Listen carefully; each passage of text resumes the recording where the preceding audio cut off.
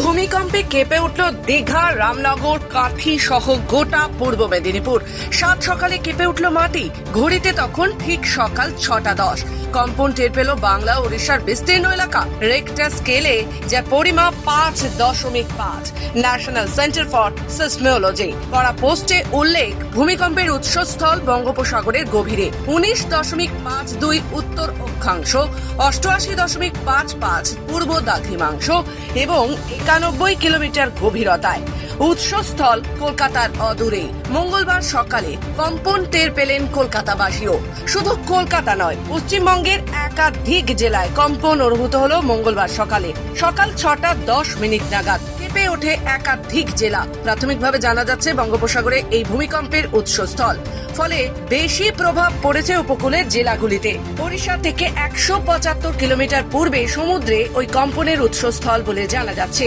Richter স্কেলে এই কম্পনের মাত্রা ছিল 5.5। পশ্চিমবঙ্গের পাশাপাশি ওড়িশাতেও এই কম্পন অনুভূত হয়েছে। শুধুমাত্র পূর্ব ভারতেই নয়, বাংলাদেশেও এর প্রভাব পড়েছে। উৎসস্থলের গভীরতা ছিল 91 কিলোমিটার। ভূমিকম্প হলো সকাল সকাল, বুঝতে পেরেছিলেন? হ্যাঁ বুঝতে পেরেছিলাম। আপনি তখন কোথায় ছিলেন? আমি ঘুমিয়েছিলাম খাটে, তখন কেঁপে উঠলো গোটা শরীরটা আমার। তখন উঠে পড়ে আমি বাইরে পালিয়ে এসেছি, ভয় বেরিয়ে ভয়ে পালিয়ে এসেছি।